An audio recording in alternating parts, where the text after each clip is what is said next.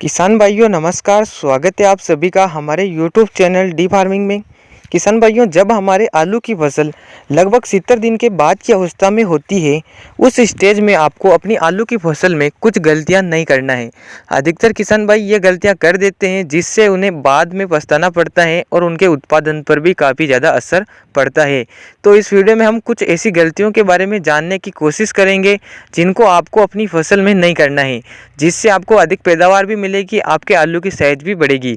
तो इस वीडियो को आप एक बार पूरा देख लें।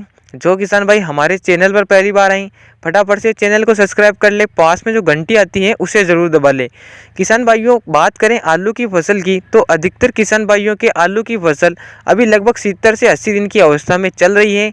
कुछ किसान ऐसे भी हैं जिन्होंने अगेती फसल की बुआई की थी, तो उनकी फसल लगभग अंतिम स्टेज में आ चुकी है। तो इस स्टेज में आपको अपनी फसल में मुख्य रूप से 2 से 3 गलतियां नहीं करना है।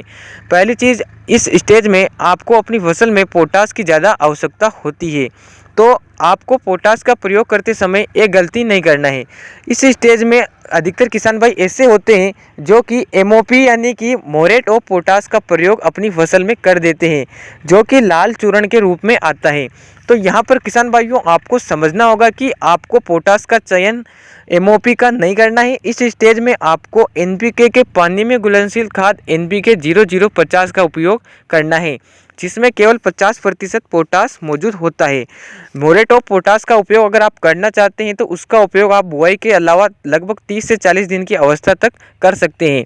उसके बाद आप उस पोटास का उपयोग ना करें। इस स्टेज में आप एनपीके 0050 का स्प्रे करें, जिससे आपकी फसल में अच्छा रिजल्ट आपको मिलेगा। तो यह गलती अधिकतर किसान भाई करते हैं और उन्हें बाद में पछताना पड़ता है कि हमारे कंद का आकार नहीं बढ़ पाया। तो यहाँ पर पहली चीज़ आपको यहाँ पर समझना होगी।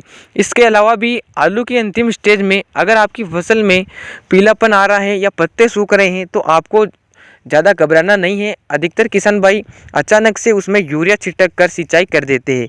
तो किसान भाइयों, आपको यहाँ पर अपनी फसल में यूरिया का प्रयोग नहीं करना है, क्योंकि फसल की अंतिम स्टेज में उसको यूरिया की आवश्यकता नहीं होती है। अगर थोड़ी बहुत उसको नाइट्रोजन की आवश्यकता होती है तो आप एनपीके 13045 का उपयोग कर सकते हैं, इसमें मौजूद नाइट्रोजन होती है। इसके अलावा अधिकतर किसान भाई यूरिया छिटक देते हैं, तो यूरिया छिटकने से अपनी फसल में कोई फ़ायदा नहीं होता है, बल्कि हमारा यूरिया भी वेस्ट जाता है। तो आप अंतिम स्टेज में यूरिया का प्रयोग बिल्कुल भी ना करें। तो इस प्रकार से अगर ये छोटी छोटी बातें अगर किसान भाई अपने फसल में ध्यान देते हैं, तो उनकी फसल से आपको अच्छा मुनाफा मिलता है और आपकी फसल में ज़्यादा खर्चा भी नहीं करना पड़ता है। तो इसके अलावा भी कुछ ऐसी गलतियां हैं जो अधिकतर किसान भाई करते हैं। तो अगर आपके पास भी कोई सवाल या निर्देश हैं तो आप हमें कमेंट करके बता सकते हैं, ताकि हम वीडियो बनाए तो हमें आसानी रहे। तो किसान भाइयों, इस वीडियो में इतनी जानकारी। अगर आपको ये वीडियो पसंद आया हो तो वीडियो को लाइक अपने किसान दोस्तों के पास शेयर जरूर करें। मिलते हैं।